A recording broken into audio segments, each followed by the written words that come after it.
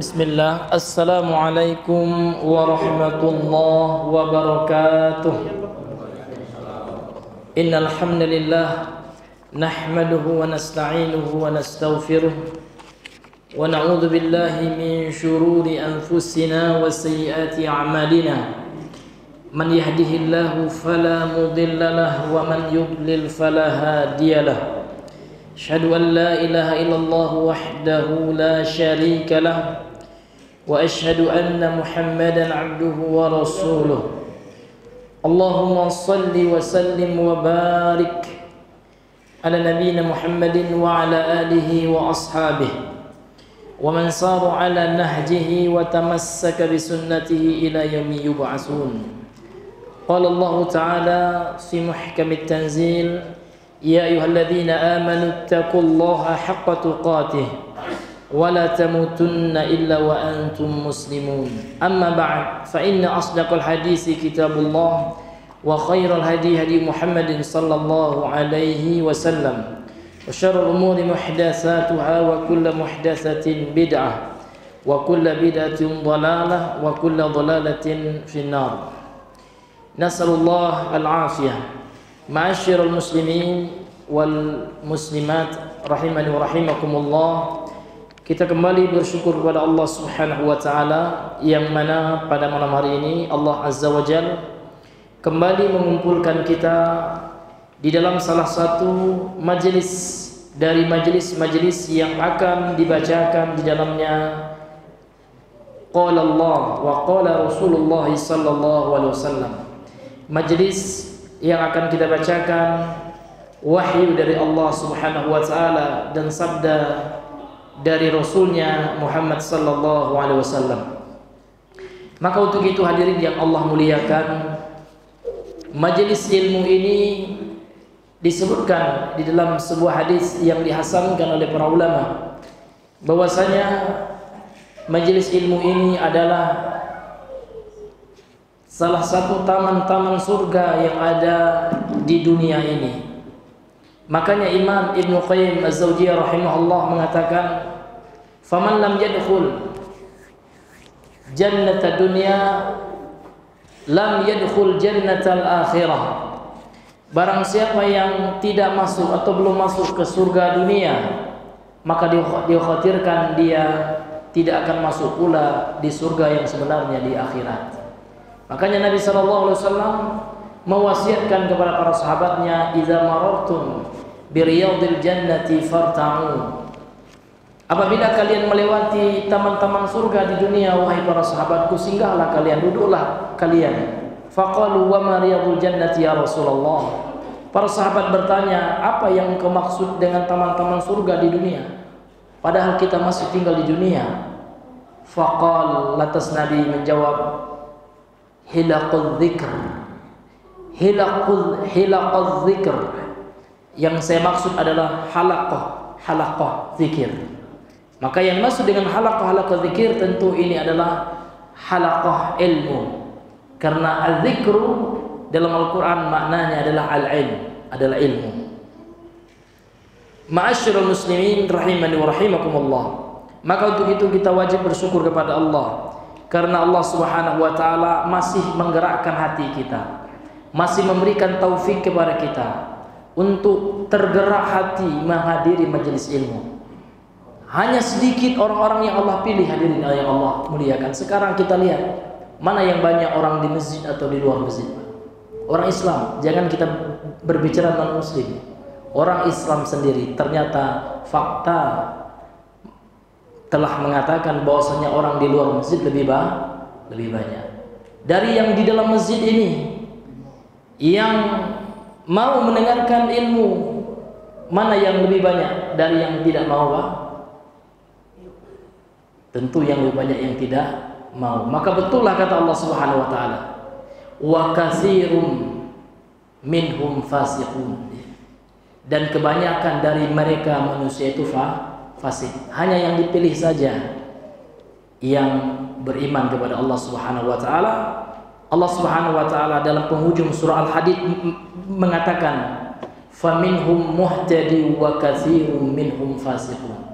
Di antara anak keturunan Nabi Nuh dan Nabi Ibrahim itu di antara mereka ada yang mendapatkan hidayah, wa katsirun minhum fasiqun.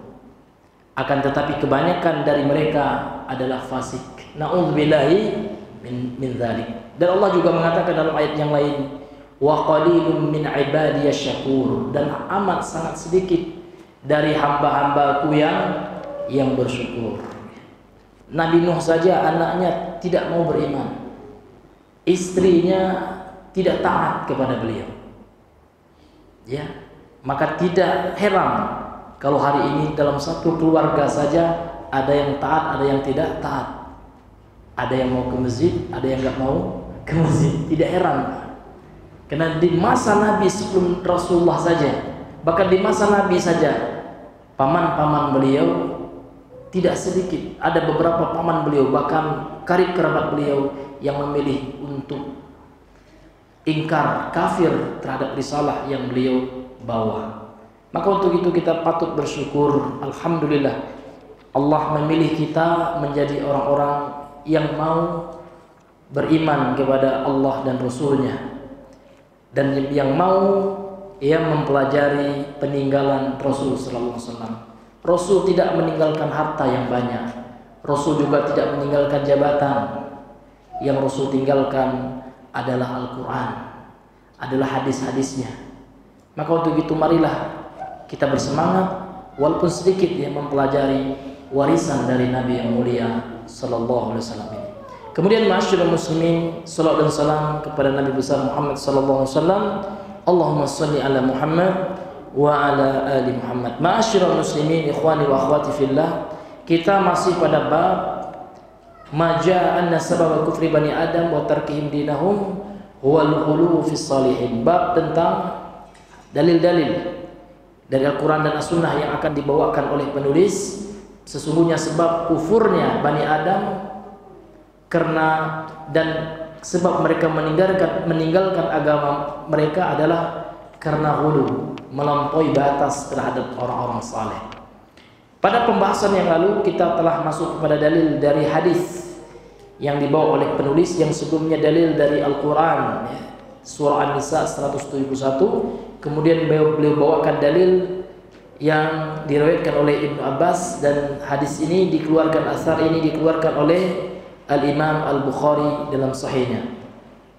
Dan telah kita bacakan, telah kita jelaskan pada pertemuan yang sebelumnya. Sekarang kita lanjutkan. Qala asy-syari'u hafizahullahu taala wa ra'ah. Berkata pensyarah kitab Syekh Shalih Al-Fauzan, beliau menjelaskan dalil yang dibawakan oleh al-muallif, oleh penulis matan kitab ini, oleh Syekh Muhammad Ibn Abdul Wahhab An-Najdi At-Tamimi rahimahullah. Beliau berkata al-ma'na al-ijmali lil athar. Sampai di situ Bang ya? Iya, kalau tidak salah ya.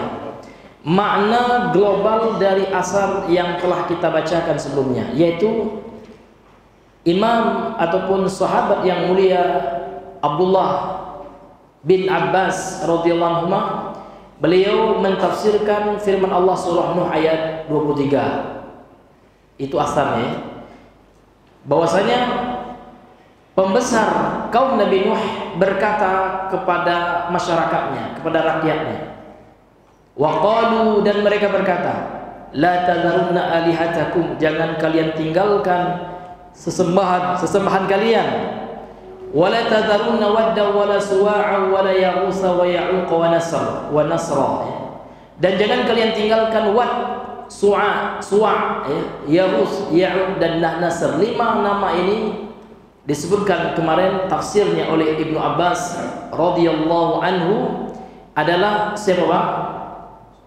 Asma'u rijalin salihina min qaumi Nuh, adalah nama-nama orang-orang saleh. Ada apa gerangan? Kenapa kok bisa menjadi berhala nama-nama itu? Ternyata nama-nama itu diwujudkan dalam bentuk awalnya dilukis, kemudian setelah itu dibuat patung, dan setelah itu generasi yang berikutnya telah meninggal orang yang membuat patung ini. Kemudian datanglah generasi yang jauh dari ilmu agama. Kemudian syaitan membisikkan, sembah itu. Ya.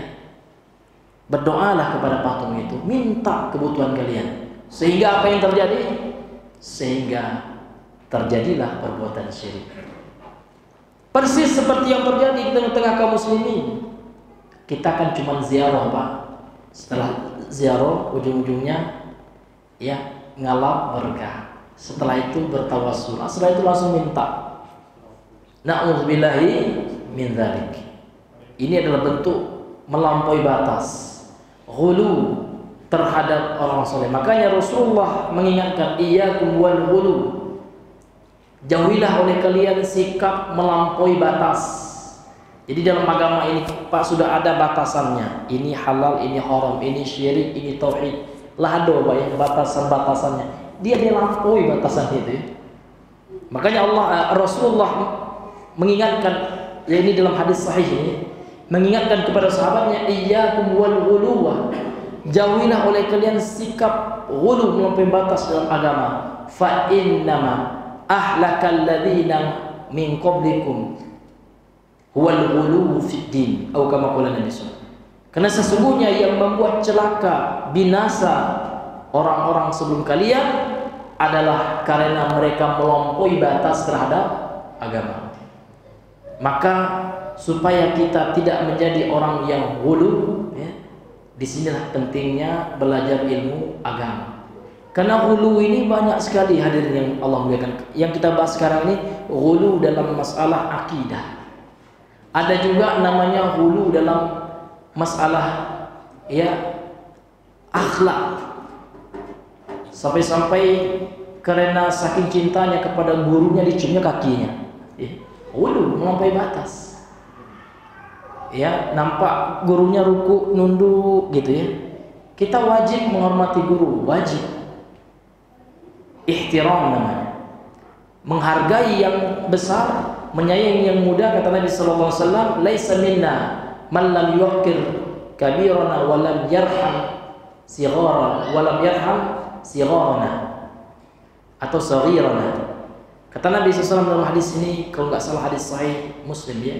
Kata Nabi SAW, bukan termasuk golongan kami malam yuwakir kabirona, yang tidak sopan. Cara berbicara beda Pak, sesama kita dengan orang tua, dengan orang lebih besar. Jangan sama saja, sebut nama aja. Walaupun di negara Arab itu hurufnya boleh ya, tapi kan itu tergantung dengan adat setempat. Adat itu kalau tidak menyelisih agama itu berlaku Pak ketentuannya. Karena dalam kaidah fikih disebutkan oleh para ulama al-adatu muhakkamah. Adat itu ya itu berlaku hukumnya. Hukum adat itu selama tidak bertentangan dengan hukum agama. Tapi kalau hukum adat bertentangan dengan hukum agama tentu itu batil ya. Karena Rasul mengatakan kullu syartin ma laisa fi kitabillah fahuwa batilun walau kana mi'ata syartin. Rawahul Bukhari. Setiap aturan, setiap hukum ya yang bertentangan dengan Al-Qur'an, dengan syariat gitu ya, maka dia batil walaupun 100 macam peraturan dalam hukum itu. Tapi kalau bertentangan dengan syariat kita maka itu batil.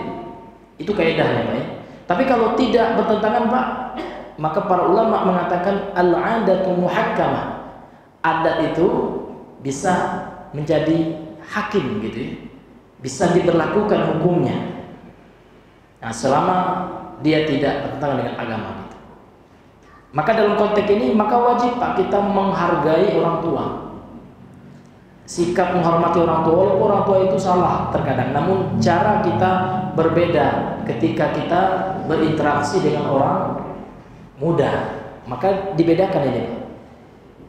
Kalau dengan orang seusia mungkin kita langsung saja gitu. Tapi kalau itu ada orang tua, maka sikap kita tentu berbeda. Karena memang begitulah syariat kita. Rasulullah memerintahkan kepada kita untuk menghormati orang tua, itu wajib hukumnya Pak ya. Dan kebalikannya menghina, mencela orang tua ya ini haram hukumnya. Ya, seperti anak muda ya menghardi, Pak Tua kesini kau. Naudzubillah. Ya, ini haram ini dalam agama kita itu haram karena ini tidak taukir dia kepada orang tua, tidak menghormat dia kepada orang tua.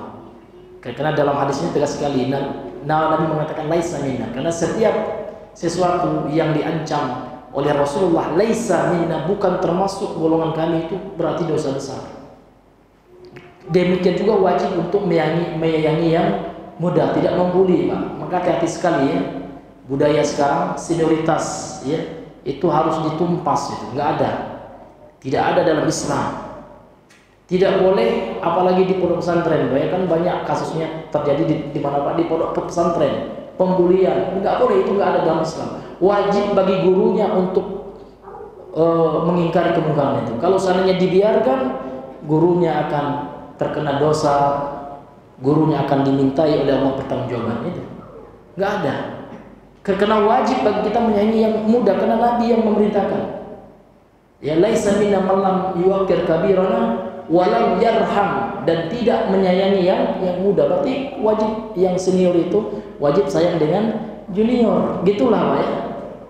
Begitulah pendidikan ala Rasul sallallahu. Enggak ada yang senioritas itu. Baru masuk yang junior ditinju perutnya gitu ya. Ada juga lembaga pendidikan yang seperti itu, ditindas supaya itu enggak ada. Itu enggak ada dalam Islam ya. Ya, ini bukan sistem Islam, ini sistem jahiliyah. Ini bukan sistem Islam, ini sistem jahiliyah ini. Bahkan meninju orang itu luar biasa, Pak. Jangankan meninju orang, Nabi mengatakan memaki orang saja itu dosa besar. Ya, sibabul muslim fusukun, kata Rasulullah dalam hadis sahih Muslim. Mencela orang Islam itu, manusia itu fasik hukumnya, dosa besar. Wa qitaluhu kufur, dan memeranginya itu bagian daripada kekufuran. Namun kufur di sini ulama mengatakan kufur kecil. Karena kufur ada dua ya. Ada kufur yang mengeluarkan dari agama, ada kufur dosa besar yang tidak mengeluarkan pelakunya dari agama. Namun yang kita tegaskan di sini Pak, sistem jahiliyah yang masih ada di mahat-mahat, di pondok-pondok pesantren. Sistem pembulian, senioritas itu nggak ada dalam Islam yang seperti itu. Ini hadirin yang dimuliakan Allah. Maka saya mendukung Pak ya, kalau ada slogan mari memberantas bully, itu wajib didukung ya. Karena itulah yang sesuai dengan sunnah Nabi yang mulia sallallahu alaihi wasallam. Karena kita harus wajib menyayangi yang muda, dan yang muda wajib menghormati, menghargai yang tua. Kalau itu kita amalkan Pak, akan rukunlah suatu ya perkumpulan masyarakat, baik itu pondok, di RT, dimanapun Pak, di suatu negara. Kalau nilai-nilai akhlak yang diajarkan oleh Nabi itu kita amalkan, maka akan menjadi rukun. Tapi kalau tidak, ya yang tua suka membuli ya. Membuli itu ada dua memang Pak. Membuli dengan verbal, cumee, mengejek, merendahkan, ya kan? Atau membuli dengan tangan juga ya. Itu juga kedua-duanya tidak diperbolehkan dalam Islam. Kemudian yang muda tidak menghargai yang tua, itu hancurlah akhlaknya kita. Maka kalau kita amalkan akhlak Islam ini luar biasa hadirin yang Allah muliakan. Karena seorang muslim yang sejati itu, ini sesering kami ulang-ulang Pak ya. Bapak mungkin sering mendengar hadis ini, tapi enggak apalah kita ulang terus gitu ya. Muslim yang sejati itu kata Rasulullah, al-muslimu man salimal muslimuna min lisanihi wa yadihi. Seorang muslim dikatakan muslim itu dikatakan dia orang Islam yang sebenarnya apabila orang muslim yang lain selamat dari lisannya, dari ya fitnahnya, dari gibahnya, dari apa ya Pak? Dari ya caciannya, dari makiannya, dari buliannya gitu ya. Ini hadirin yang dimuliakan oleh Allah. Bahkan Pak, terjadi di pondok pesantren mana tuh Pak? Satu santri dibuli ya, akhirnya dia keluar, gak mau lagi mondok dia.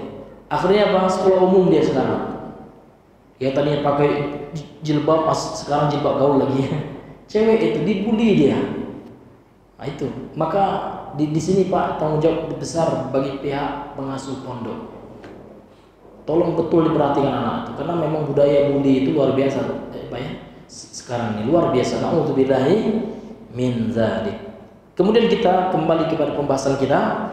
Jadi ya sekarang kita masuk kepada makna global dari athar ini. Berkata pensyarah kitab, qala, beliau berkata, yufassiru Ibnu Abbas radhiyallahu anhuma hadhihi al-ayat al-karimah. Ibnu Abbas radhiyallahu anhuma mentafsirkan ayat yang mulia ini. Ayat apa tuh Pak? Surah Nuh ayat 23. Bi anna hadhihi al-alihata, bahwasanya sesembahan-sesembahan, patung-patung yang dijadikan sesembahan oleh kaum Nabi Nuh, ya, dzakarallahu anna qauma Nuhin allati dzakarallahu, yang Allah telah menyebutkan, anna qauma Nuhin, bahwasanya kaum Nabi Nuh tawasau bil istimrari ala ibadatiha. Jadi sebagian kaum Nabi dan Nabi Nuh, yaitu pembesarnya nih, saling mewasiatkan mereka, saling mengingatkan satu sama lain untuk tetap menyembah patung-patung itu, tetap konsisten menyembah patung-patung itu. Ba'dama nahahum nabiyuhum Nuh alaihissalam, setelah nabi mereka melarang mereka. Jadi sudah dilarang oleh Nabi Nuh, ya, tinggalkan itu. Tapi mereka tetap, ya, keras kepala dan tetap menyuruh kepada kaum mereka untuk, ya, tidak mengindahkan apa yang dilarang oleh Nabi Nuh. Makanya muncul ayat ini. Wa qalu la tadharunna alihatakum wa la tadharunna waddaw wa la suwa'an wa la ya'utha wa ya'uqa, ya, wa nasra. Jangan kalian tinggalkan wad, suwa', ya'uth, ya'uq dan nasra. Jangan kalian tinggalkan itu. Ini nama-nama patung yang disembah oleh kaum Nabi Nuh yang sebelumnya. Nama-nama ini adalah orang-orang saleh di masa mereka. Inilah ma'asyiral muslimin yang dimuliakan oleh Allah Subhanahu wa taala. Jadi Nabi Nuh telah melarang mereka, ba'dama nahahum nabiyun Nuh alaihi salam an syirki billah. Nabi Nuh telah melarang mereka dari berbuat syirik kepada Allah. Kemudian beliau berkata, annaha fil asli, pada dasarnya nama-nama yang disebutkan dalam surah Nuh ayat 23 itu asma'u rijalin salihin minhum, pada dasarnya mereka adalah nama-nama orang-orang saleh dari kaum mereka. Kemudian apa yang terjadi? Ghalau fihim, kaumnya berbuat melampaui batas, ghulu terhadap mereka, bitaswili syaitani lahum, karena digoda oleh syaitan, karena dibisik-bisikan oleh syaitan, ya, supaya mereka, ya, melakukan ghulu terhadap orang-orang soleh ini, sampai nasabu suarahum, sampai mereka menegakkan patung dalam bentuk, ya, orang-orang soleh itu. Fa'ala al-amru bihadhihi suwari ila ansar asnaman, tidak sampai di situ saja, maka pertamanya dalam bentuk monumen patung, sampailah patung ini menjadi berhala, tu'badu min dunillah, yang disembah selain Allah Subhanahu wa taala. Jadi tidak hanya sampai di situ Pak, makar syaitan, taswil, ya, bisikan dari syaitan itu tidak hanya menyuruh mereka sekedar mengingatnya, namun setelah itu, ya, sampailah syaitan berhasil visi dan misinya supaya manusia melakukan perbuatan syirik kepada Allah, sampai manusia mempersekutukan Allah. Sampailah monumen yang mereka buat yang awalnya hanya sekedar untuk mengingat, hanya sekedar untuk mengenang jasa-jasa orang soleh itu, namun tidak sampai di situ, ya, tujuan iblis dan para tentaranya, para syaitan. Namun setelah itu, yang mereka digoda untuk menyembahnya.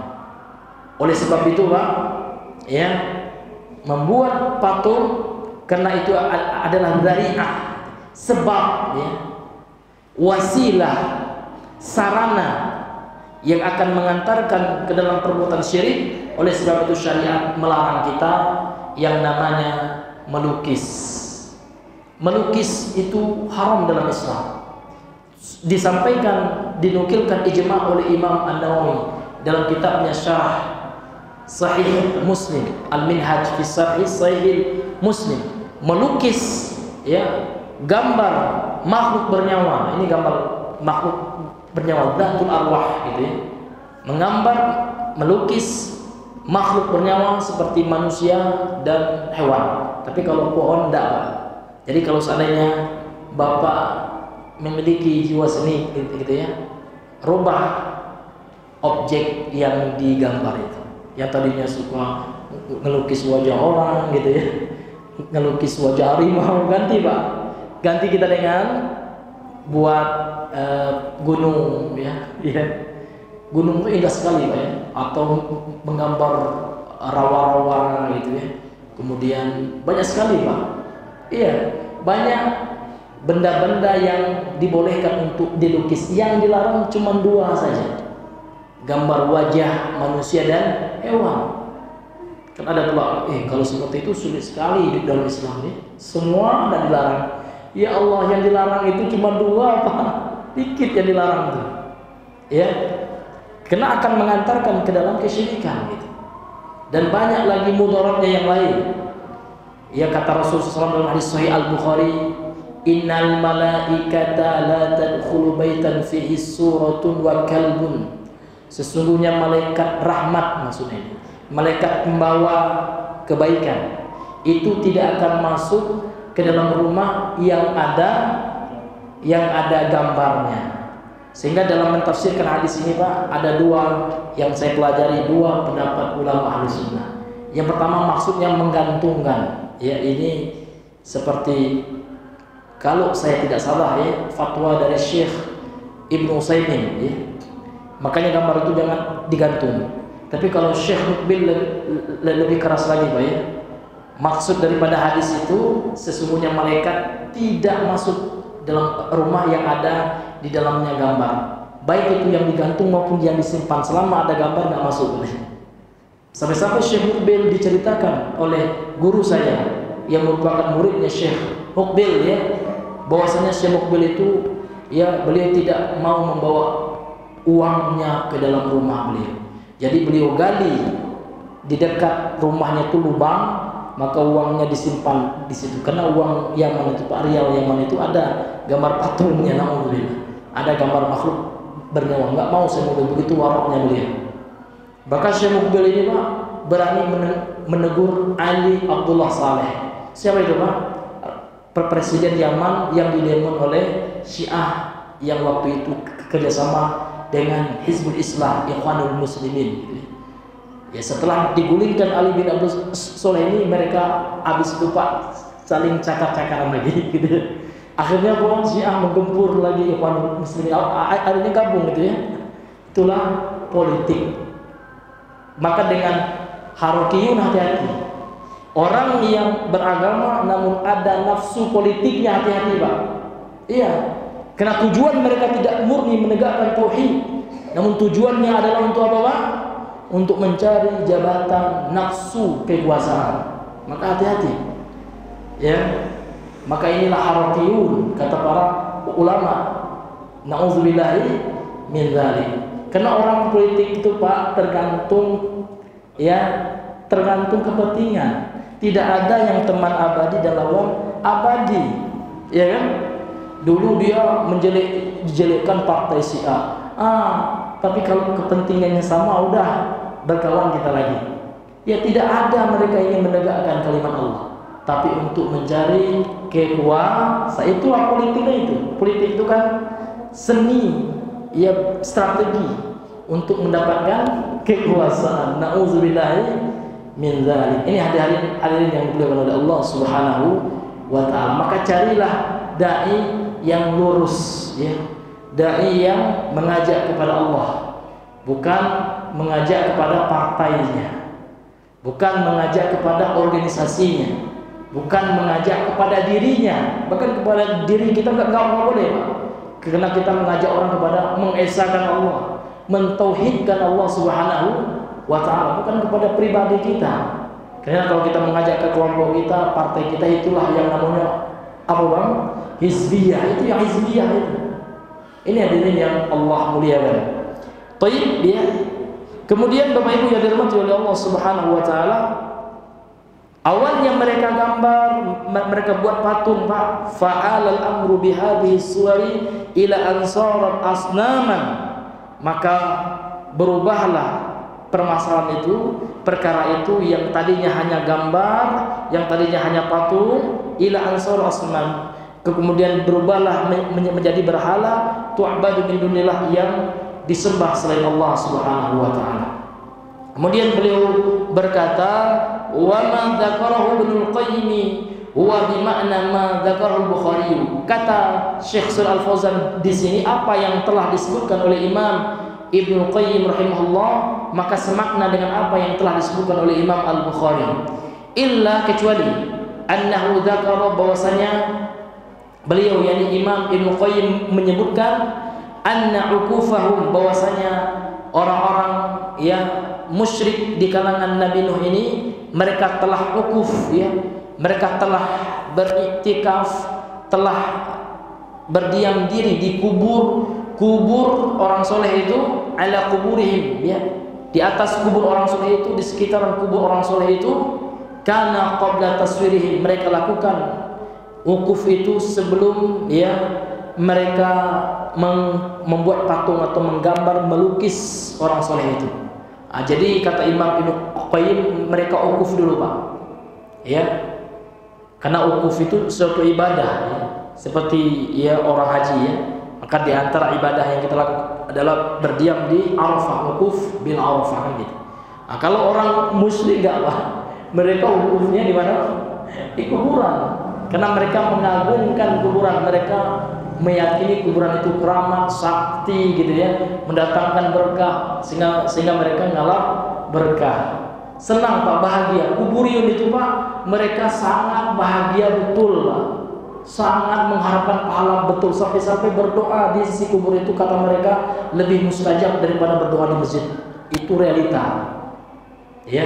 Bahkan ada seorang penggiat dakwah juga, ya, ada di YouTube itu, bisa, Pak, beliau orang Saudi, ya, pernah pergi ke Tarim, satu daerah, satu kota di Hadramaut, namun banyak sufinya gitu, Pak, ya. Jadi beliau, Pak, mewawancara salah seorang yang lagi asik, Pak, ya, berdoa, zikir di kuburan, ya. Ternyata yang diwawancara itu, Pak, orang Indonesia pula. Saya lihatnya malu, gitu ya. Tapi videonya udah lama, itu orang Jawa, gitu ya. Tamat pesantren juga, diajak dialog sama siapa. Apa yang kau yakini dengan kuburan? Kok harus di kuburan? Maka jawabannya, karena kalau di kubur itu Allah Subhanahu wa taala lebih membukakan kebaikan, pahalanya lebih besar. Mana yang lebih afdol, kata saya. Ayyuhuma afdol, kata saya. Engkau beribadah di masjid atau di kuburannya? Oh, yang saya yakini dan ala qadri husnuzon, katanya. Saya berprasangka baik kepada Allah, ya, bahwasanya di kubur ini lebih afdol daripada di masjid. Betul, Pak. Kalau Bapak mau, saya kasih, kalau masih ada link YouTube-nya tuh, ya, channel beliau itu sampai luar biasa, sampai seperti itu, Pak. Sampai mereka menganggap di kuburan itu lebih afdol zikir, baca Quran daripada di masjid, sampai segitunya. Nauzubillahi min dzalik. Maka sampai, Pak, ada sebagian mereka itu yang sholat, entah sholat apa, mungkin surat tahiyatul kubur mungkin. Nauzubillah, ada, Pak, sampai nak masuk kuburan itu sholat 2 rakaat dulu. Nauzubillahi min dzalik, sampai seperti segitunya, gitu. Ini luar biasa, ya. Maka kita, ya, bersyukur kepada Allah. Allah jauhkan kita dari, ya, pengkagum kuburan yang seperti itu, Pak. Allah, ya, beri kita hidayah untuk bisa, ya, mengikuti, mengamalkan sunnah Nabi yang mulia sallallahu alaihi wasallam. Kemudian Bapak Ibu yang dimuliakan oleh Allah Subhanahu wa taala, kemudian beliau melanjutkan. Jadi Imam Ibnu Qayyim mengatakan, jadi orang-orang musyrik dari kalangan Nabi Nuh ini, mereka wukuf dulu di kuburan, ya, orang soleh itu, karena qabla taswirihim, sebelum itu terjadi, sebelum mereka membuat patung lukisan dari orang soleh itu. Fahuwa yuduf ila ma sabaq, maka ini adalah tambahan dari yang sebelumnya, annal wuquf 'alal kubur, bahwasanya wukuf ya, berdiam di atas kubur itu dalam rangka mendapatkan karamah atau dalam mendapatkan berkah gitu kan. Maka beliau mengatakan wukuf di kuburan itu adalah sababun ibadati aidan. Ini juga sebab ya akhirnya kubur itu disembah, diibadahi juga selain Allah Subhanahu wa taala. Jadi ada dua sebab kesyirikan yang menimpa orang-orang musyrik di kalangan kaum Nabi Nuh. Yang pertama, mereka ghulu ya terhadap orang soleh mereka dalam bentuk apa? Dalam bentuk membuat lukisan, monumen. Kemudian yang kedua dalam bentuk mereka wukuf ya di kuburan orang soleh. Na'udzubillahi min dzalik. Kemudian ma'asyiral muslimin, beliau melanjutkan munasabatul athari lil bab. Apa korelasi, apa kesesuaian asar ini, asar Ibnu Abbas ini terhadap bab yang kita bahas. Bab yang kita bahas tentang apa, Bang Daus? Apa bab yang kita bahas ini? Bab dari dalil tentang apa? Sebab iya, sebab kufurnya Bani Adam di antaranya kaum Nabi Nuh itu, dan sebab mereka meninggalkan agama mereka itu adalah ghulu terhadap orang saleh. Itu babnya. Jadi apa kaitan asar ini dengan bab ya? Kaitannya adalah kata beliau annahu, bahwasanya asar ini yadullu ala annal ghuluwa, menunjukkan, menjadi dalil ya, bahwasanya perbuatan ghulu fis salihin terhadap orang-orang saleh sababun ibadatihim, ini sebab ya seseorang itu terjatuh ke dalam penyembahan, pemberian ibadah kepada mereka min dunillah, selain Allah Subhanahu wa taala. Jadi ketika orang-orang itu ghulu ya kepada orang saleh, maka ini sebab ya mereka akhirnya sampai memberikan ibadah kepada orang soleh itu, sampai mereka berdoa, karena doa ini ibadah, sampai mereka doa, sampai mereka ngalap berkah tabarruk dengan orang soleh. Na'udzubillahi min dzalik. Qala asy-syarih rahimahullah ma yustafad min al-athar. Apa saja faedah yang bisa kita ambil dari athar ini? Yang pertama, annal ghuluwa fis salihin sababun li'ibadatihim min dunillahi wa tarkid din bil kulliyah. Sesungguhnya perbuatan ghulu, melampaui batas terhadap orang-orang saleh, ini sebab, ini satu sebab ya. Sebab yang lain banyak gitu. Ini satu sebab yang bisa mengantarkan sampai kepada menyembah mereka, sampai kepada memberikan ibadah untuk mereka min dunillah, selain Allah, dan sebab meninggalkan agama secara seluruhnya, secara kulliyah. Kulliyah ini lawan dari juz'iyah. Kalau juz'iyah ini sebagian, kalau kulliyah berasal dari kata kullun, kullun itu semua. Secara keseluruhan artinya murtad, na'udzubillahi min dzalik. Maka hati-hati betul ya dari perkara ghulu. Makanya Nabi mengingatkan kepada kita ya. Bahkan Allah dalam Al-Quran telah mengingatkan kepada ahlul kitab, ya ahlal kitab la taghlu fi dinikum, kata Allah. Wahai ahlul kitab, jangan kalian ghulu dalam agama kalian, termasuk kita juga. Kemudian faedah yang kedua, at-tahdhiru min at-tasghir. Asar ini peringatan dari menggambar. Peringatan dari menggambar, sehingga menggambar ini Pak, terjadi perbedaan pendapat di kalangan ulama kontemporer tentang masalah ya fotografi, karena memang fotografi tidak ada di masa Nabi, sehingga ini ya adalah perkara baru, ya perkara yang tidak ada di masa Nabi, sehingga para ulama berijtihad, sebagian mereka mengharamkan secara mutlak. Ya seperti Syekh Muqbil rahimahullah itu melarang gambar secara mutlak. Baik itu yang pertama, kalau lukisan ulama sepakat itu ya. Kalau lukisan makhluk bernyawa, wajah manusia dan hewan, ini sepakat, nggak ada yang berbeda Ahlus Sunnah. Namun yang berbeda itu nanti ya pengambilan gambar dengan alat, dengan jihaz kan, dengan alat modern seperti kamera dan lain sebagainya. Nah, sebagian ulama berpendapat termasuk larangan itu. Ini pendapat Syekh Mobil, fatwa ya Syekh Abdullah bin Baz, ya Syekh bin Baz juga. Kecuali mereka memperbolehkan dalam kondisi ada kebutuhannya, ada hajatnya. Seperti apa? KTP, seperti mengenali kriminal, pelaku kriminal. Karena bagaimana ya? Polisi mau nangkap orang, tidak tahu ya fotonya seperti apa kan, seperti itu. Iya. Jadi kalau ada hajatnya, endal hajah diperbolehkan. Nah, ini. Namun sebagian ulama menganggap ini tidak termasuk menggambar yang dimaksudkan oleh hadis, seperti Syekh Ibnu Utsaimin ya. Kenapa ini sama halnya hanya memindahkan bayangan tanpa ada campur tangan manusia. Beliau ibaratkan orang yang lagi duduk di depan cermin. Sehingga masalah ini Pak, ini bukan masalah usuliyah, ini bukan masalah yang apabila seorang itu melanggar dia keluar dari manhaj, tidak. Sebagaimana perkara ini dilebih-lebihkan sehingga melakukan perbuatan ghulu sebagian orang-orang yang menisbatkan kepada manhaj salaf, sehingga saudaranya yang menggambar langsung dibilang ini bukan salafi lagi gitu. Kena hati-hati Pak ya, orang-orang sekarang banyak, beberapa lah gitu ya, tidak kita katakan banyak, ada yang terjatuh dalam sifat ghulu ini di dalam menhajar, dalam mentajrih tanpa tabayun. Terkadang orang sekarang cuma lihat di video dipotongnya gitu ya. Ini hati-hati betul orang yang memotong video. Boleh jadi orang yang di video itu salah ngomong ya, ya kan? Iya. Bahkan disebutkan dalam hadis Nabi kan ada orang yang salah ngomong itu ada. Bahkan saking gembiranya seseorang dalam hadis Nabi itu Pak ya, dia salah mengatakan Allahumma anta abdi katanya. Ya Allah engkau hamba aku, naudzubillah.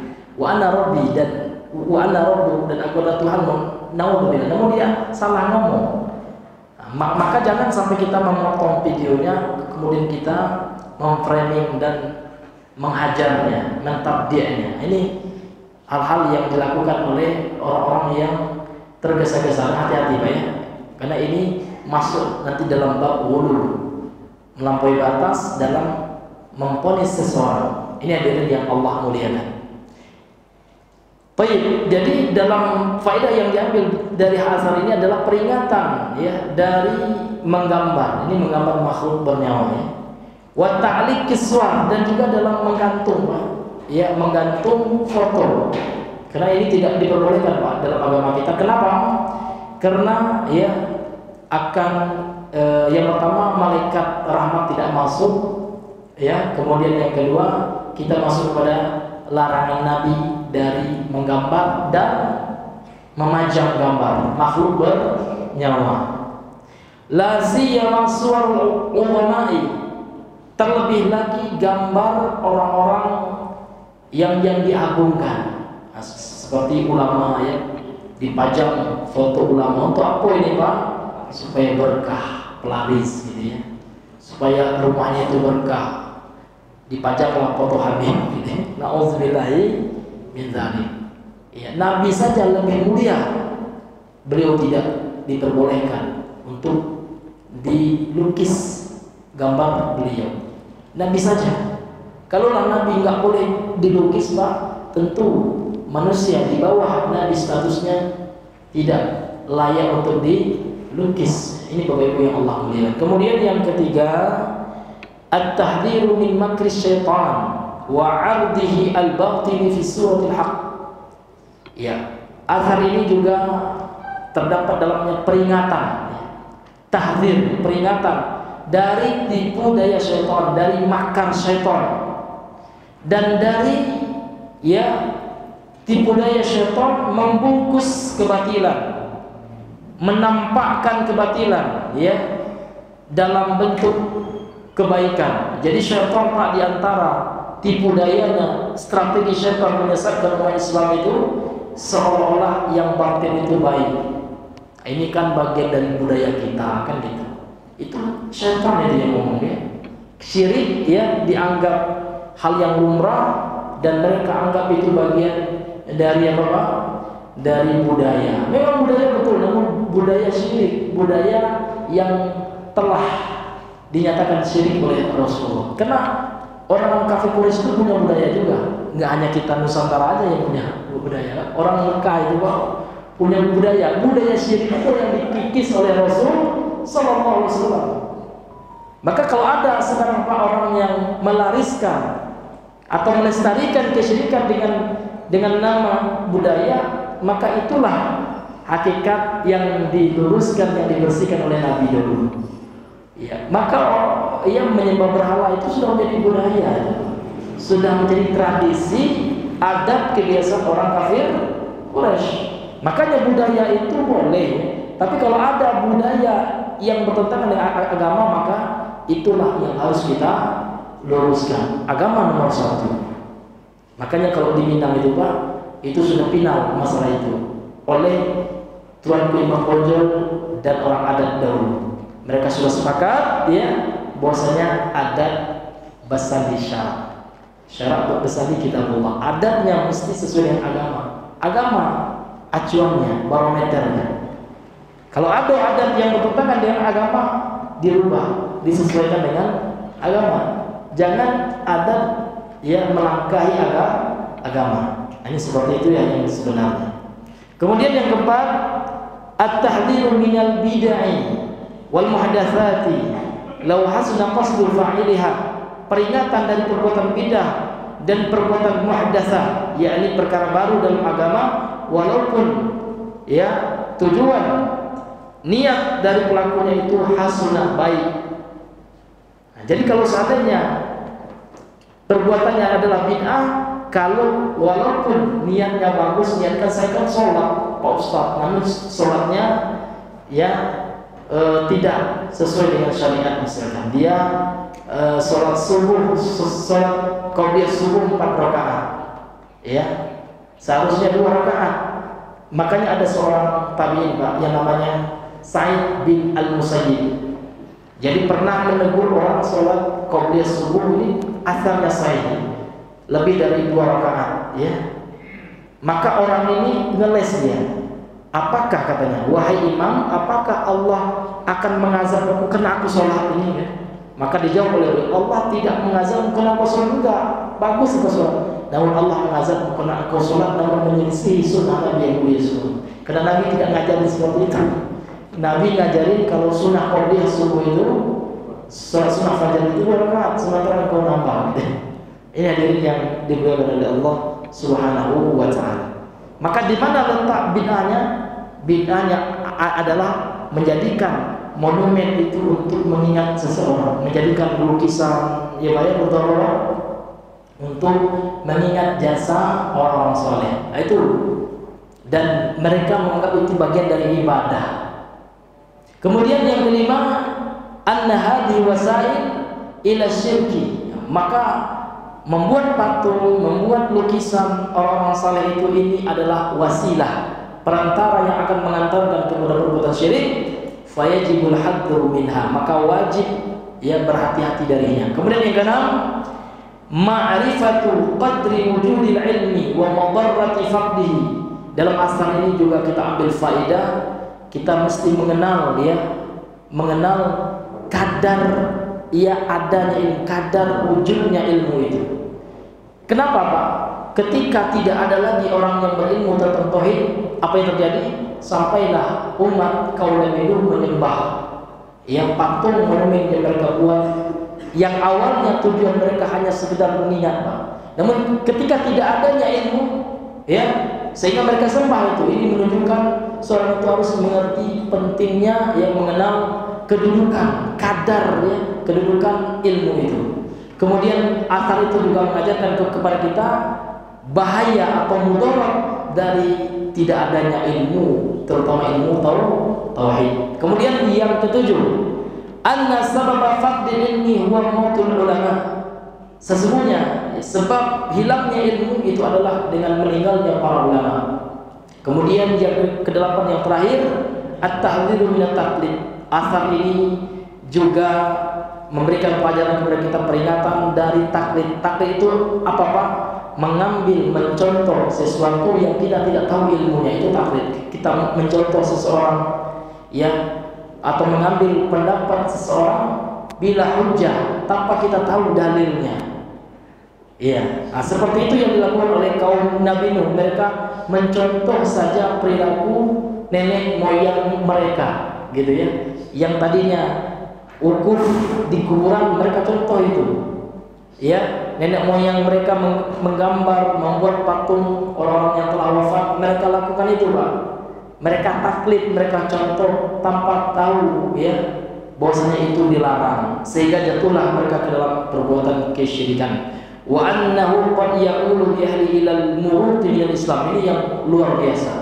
Bahkan taklid ini ya membawa pelakunya kepada keluar dari agama Islam terkadang, ya. Itulah bahayanya taklid di dalam agama ini, ya. Yani karena taklid ini Pak, mengikuti, mengambil pendapat tanpa kita tahu ilmunya, tanpa kita tahu dasar. Wallahu taala a'lam bishawab. Jadi kita selesai membaca dalil yang kedua dari bab ini. Insyaallah pada pertemuan yang selanjutnya kita masuk kepada dalil yang ketiga dari hadis yang dibawakan oleh penulis kitab ini. Mudah-mudahan Allah berikan kita keistiqomahan. Amin amin ya rabbal alamin. Subhanakallah wa bihamdika asyhadu an la ilaha illa anta astaghfiruka wa atubu ilaik. Assalamualaikum warahmatullahi wabarakatuh.